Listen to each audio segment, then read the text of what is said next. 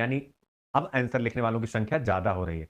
तो अब हम आगे बढ़ते हैं। आज यानी डीप कॉन्सेप्ट टॉक में हम क्या पढ़ेंगे? नेशनली डिटरमाइंड कंट्रीब्यूशन, यानी क्या राष्ट्रीय स्वैच्छिक योगदान, ये क्या बला है, इसके बारे में हम पढ़ने वाले हैं। क्या है मेरे प्यारे बच्चों? राष्ट्रीय स्वैच्छिक योगदान। डीप कॉन्सेप्ट टॉक में आज हम इस पर चर्चा करेंगे, चूंकि पहला टॉपिक जो हमारा है एनर्जी ट्रांजिशन के ऊपर है, तो एनडीसी के ऊपर आपसे कभी भी इंडिपेंडेंट क्वेश्चन पूछ सकता है। राष्ट्रीय स्वैच्छिक योगदान इसलिए महत्वपूर्ण है क्योंकि ये पूरा कॉन्सेप्ट ही महत्वपूर्ण है, केवल भारत का पहलू महत्वपूर्ण नहीं है।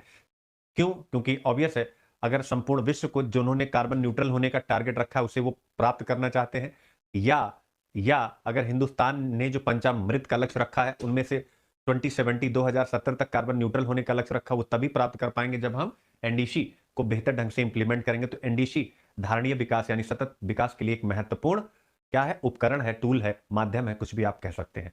तो आइए इसी एनडीसी के बारे में हम सबसे पहले अपनी चर्चा प्रारंभ करते हैं।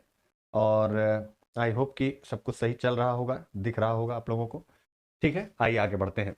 तो यह एनडीसी सबसे पहला है कि कब हमारे सामने आया था? राष्ट्रीय स्वैच्छिक योगदान ये कब हमारे सामने आया था मेरे प्यारे बच्चों? COP 21।